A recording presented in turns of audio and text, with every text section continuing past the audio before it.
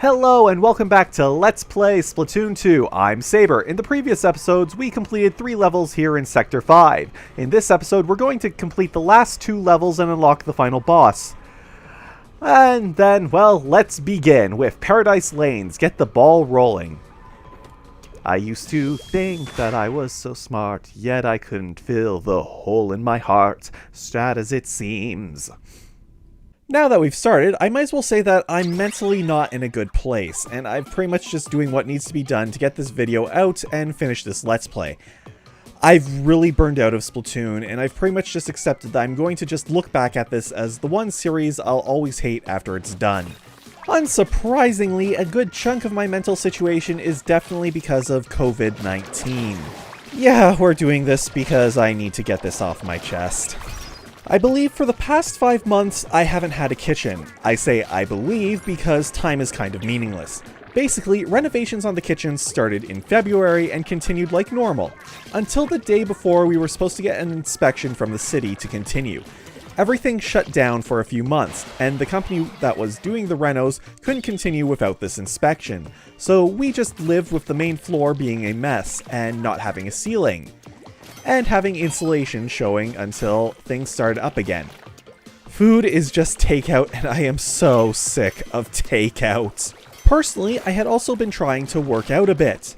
I have an elliptical in the basement, and I was playing Ring Fit Adventure, and had an area cleared out for that. However, the elliptical just became something of a storage area, and was buried, and the area that I cleared out just had things pushed into it.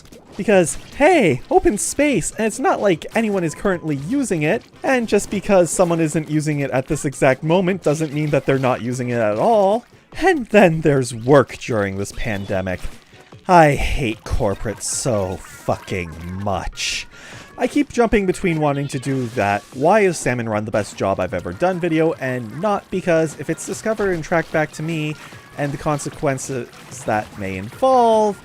Unfortunately, this channel is nowhere close to being self-sustaining, and I'm not in a position where I have nothing to lose.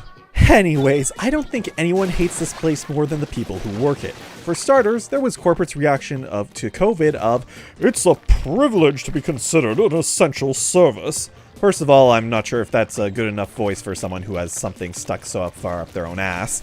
Secondly, we're in Ontario. Everything was considered an essential service, you jackwads. And then there was their shitty video that they released outlining new policies that I have no idea what they actually are, because they recorded it off of the onboard microphone on a camcorder.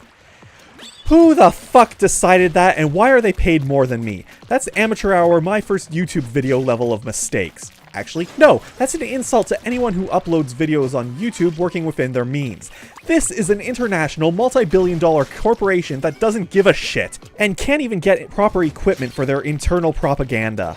Yeah, I totally trust them to be able to make the right call as to when to close during a pandemic if they can't even release a video with proper audio. No! Okay, let's try this again. Let's actually wait for these to come out. There. Nice, let's keep going. No, it was not nice. I died. Like, I do realize there are some issues with my audio since I use 2 different mics since that one mic broke, but that pains me. I cringe every time I use my old recording because I thought it was good and couldn't be replicated, and how noticeable it is. This is an unfeeling corporation who I'm pretty sure is just covering their asses in the event that anyone gets sick so they can't be sued. "Oh, we had a training video. It's not our fault they didn't follow it and got sick."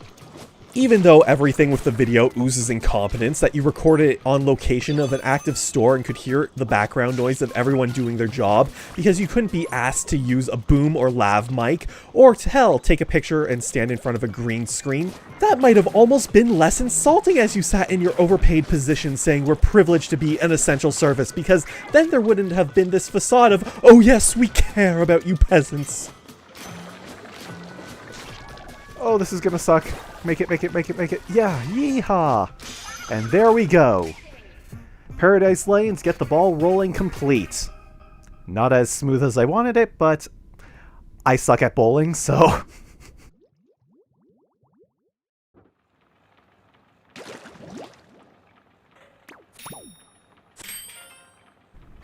our sunken scroll here.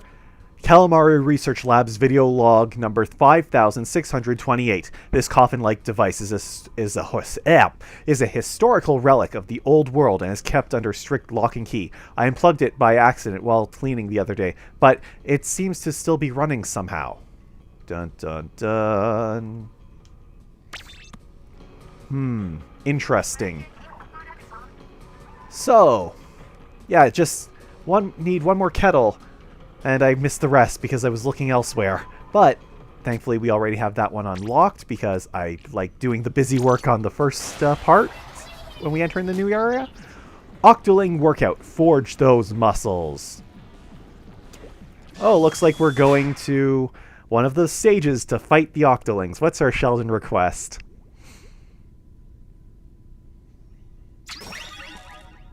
These Octolings just don't quit. You know the drill. Let's get those little fishies back. Oh, it wasn't a Sheldon request. Okay. Before I go back to my rant of things that happened with COVID-19, I have a small problem with this level. With the hub being called Cephalon HQ, why is it that the final level here involves us going back to Inkopolis? This just seems very weird to me. Why does fighting off this invasion here open the area for the final boss? I just feel like that maybe this should have been one of the first levels numerically in the final area, so that maybe you could headcanon that this was their final invasion, and then the rest of the levels was Agent 4 fighting through their bases to remove the Zapfish to remove the barrier around the final boss or something. Just, yeah, doing this in order numerically feels really weird. And yes, I do realize it's because all the previous Octoling levels were the last one numerically in their areas. It's still weird. Anyways, what else has happened since the start of COVID-19 that has affected my mental state? Convention season was obviously cancelled, and personally I use conventions to recharge. Just reminders of, yes, this is why I slog through this job.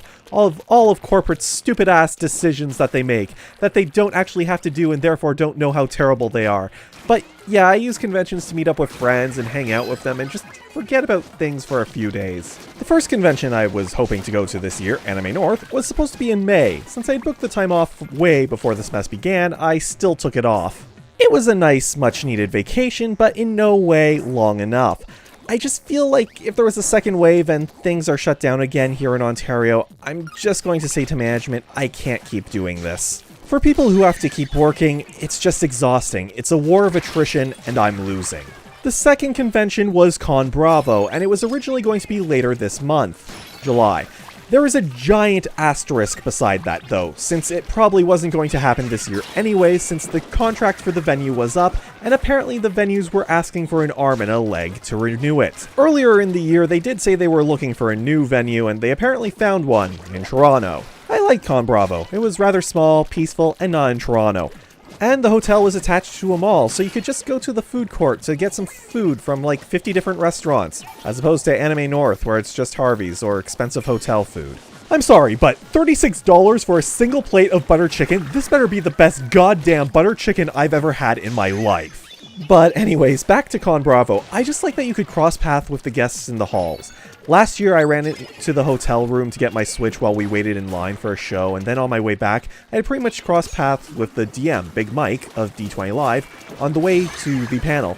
And we just walked and talked for 20 seconds. I think I said something like, I'm excited for the show tonight. Actually, on that note, another funny story that happened last year. The hotel is connected to the Hamilton Convention Center by a sky bridge. Basically, the person I was with and we went to cross the sky bridge to get to the convention center. However, the door was locked. We walked back and saw two people walking that way to the sky bridge, and I just shouted out, oh, by the way, the doors to the sky bridge are locked as we just found out the hard way. The people I shouted to turned out to be Chugga Conroy and Massey. And there, finally. Okay, yeah, I completely forgot where the items were in this stage, so I was taking forever and just going around every corner, so let's speed this up a bit now. I guess the only other really interesting thing that happened to me during COVID was a friend started up a Minecraft server. I went to get my old account and, surprise! It was hacked. I got it back a month later and have been playing it since. Normally when I do that, I just have some podcasts or videos going in the background, and I'm just figuring out a bunch of mods and stuff right now on it. Other than that, a few years ago, a cousin was suggesting that I should do Minecraft videos.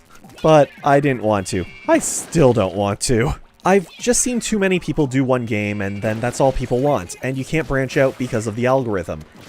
I don't want to fall into that trap, and I think Splatoon 2 has definitely been an eye-opening experience and taught me that I really need to be sure that, yes, this is the videos I want to make or the game that I want to play. Because the behind the scenes of this Let's Play in particular has just been me asking myself, why am I doing this? And I can't answer that beyond, I like Splatoon. I'm looking back at For the Frog the Bell Tolls, and it certainly didn't pull in the numbers when it was active, but now I'm kind of surprised that the first video has over 300 views. Since the only other videos with more views currently on this channel are a shitpost and a 20-minute video essay of, please for the love of Arceus, don't tell me that you couldn't include a character in a game because the game wasn't announced when planning had started, and expect me to forget that less than 30 minutes prior to that, you did just that.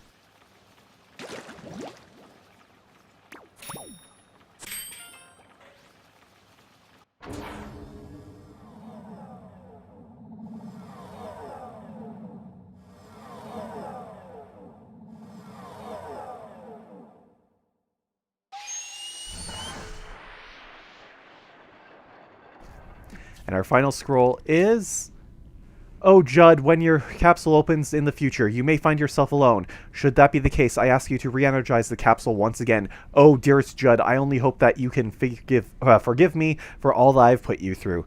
So, Mini Judd, the reason he exists is, well, he's a clone of normal Judd, and because this Inkling had unplugged it accidentally and then replugged it, it activated the cloning power of the capsule, and we now have Mini Judd.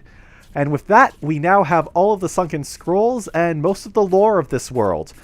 There is actually, well, a bunch of other things, but, well, not in this mode, but that is it for Octo Canyon's lore. So, up next... Alright, let's do this. Yep, that's going to be the next video, so thank you for watching, and I hope to see you again. Yes, I clearly meant to do that for a tactical respawn.